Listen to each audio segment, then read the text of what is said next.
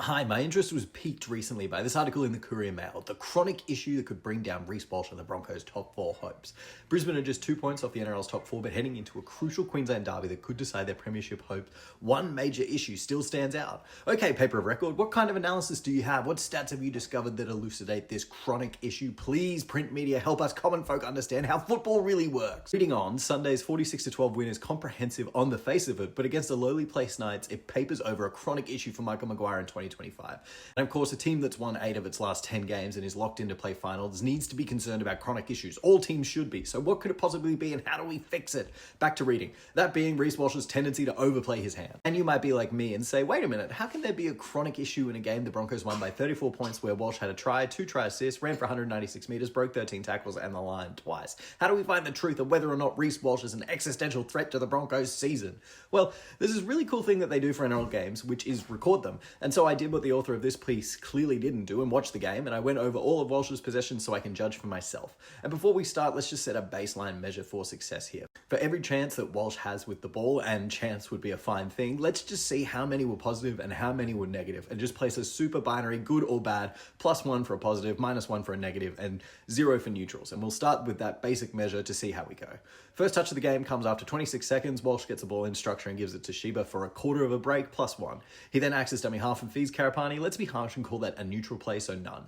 Third touch, he recovers a kick and gains 20 metres, makes a tackle break and plays the ball quick enough to let Billy go out at marker, +1. Fourth touch, dummy half, follow precedent and keep that neutral. Fifth touch, tackle 5, Broncos within their own 30. 3-man cutout to Stags that causes a line break and results in a 6 again, +1. Sixth touch, and we're doing all of these, even if I think I've proven my point already. He runs 20 metres, breaks 3 tackles and gives a pass to Mariner, who's held up, +1.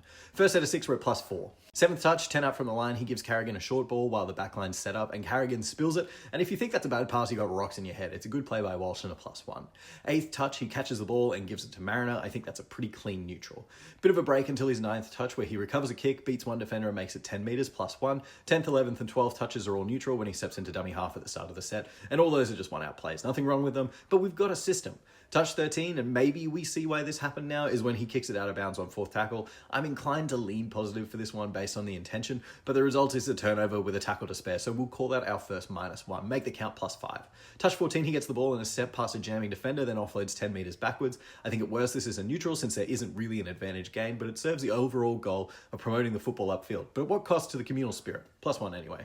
Touch 15, another out-of-bounds kick, and the second -1 of the game. Not a good decision, I think, and the count returns to +5. And call me Dr. Dre's publisher in 1992 because we're on chronic alert. Touch 16 out of dummy half is neutral. 17 is a 40-metre kick on tackle 5 recovered by Dom Young and not out of bounds, so +1. Touch 18, another neutral. Then touch 19 is a line break assist for Jaden Hunt, +1. And 20 is a try assist to Hetherington, +1 as well. Touch 20, Walsh kicks on tackle 3, 30 out to start a foot race between Sheba and Dom Young, and Young puts it dead, +1. Touch 21, he catches a kick and is immediately tackled with no gain, so we'll call that a neutral, so as not to be called a sycophant. Touch 22 is the last of the half, and It's actually not. I got that wrong, but I found an extra one while I was editing. at the half, our super binary scorecard is at +10 after Walsh has touched the ball 22 times. 12 of those have resulted in a positive outcome for the team, 2 of them negative, the remaining 8 neutral. And even then, I'm being harsh on that because Walsh is immediately a dummy half every time there's even a half break because he's always backing up. But I wouldn't be a good lawyer if I didn't respect and follow precedent, even if I'm not a very good lawyer, and that's bad precedent that I set myself. Basic analysis of what we've seen so far, Walsh is pretty good at footy, and whenever he's not touching the ball, the Broncos are worse. They slowed down for a 10-minute period when Walsh only touched it 4 times. Whenever Walsh is not holding the ball, all the other Broncos should be asking, why isn't Walsh holding the ball? Also, I've created an editing nightmare for myself with all these plays. Start the second half, touch 23, Walsh immediately runs out of the scrum and straight at Bradman Best. Why didn't I name my son Bradman? And I think while you can argue that the tackle's held up, it does overall result in a turnover in attacking territory, so it's a -1. And according to the play-by-play, this is what is credited for his single error in this game. But we can immediately give that point back because touch 24 is a 40-metre run breaking multiple tackles, and the scoring system allows only 1 point here, but really it should be 5 because it kicks off the momentum which leads to the Mariner try. Touch 25 is a kick on 5th tackle which gets caught in the wind and doesn't get much carry, so let's call that neutral. It's got a negative consequence being field position for the Knights, but it wasn't because of Walsh. We'll call this defensive play on McEwen touch 26, and it's a neutral as well because I think he does as much as he could and also doesn't get penalised for taking out a kick chaser, and it's really the only defensive play that he has to make all game. Touches 27 and 28 are two neutrals out of dummy half, and these are true neutrals. He's just getting the ball out of there. Touch 29 is then the Falcon, and it's still funny a week later. And what did I do for the Carrigan drop? I gave that a +1, so I'm doing the same here. The pass to Walters is the right play because James Schiller is waiting and ready to miss another tackle and watch Karapani blow past him. And it's not Walsh's fault that it goes to ground. Touch 30, the Curry touch, is the 65-meter try getting past everyone, and the binary nature of the scoring system means that we just give this another +1. Touch 31, after Billy's just made a steal, Walsh gives a flat ball to Mariner, who engages the line and gets nailed with a hip drop, +1 for Walsh.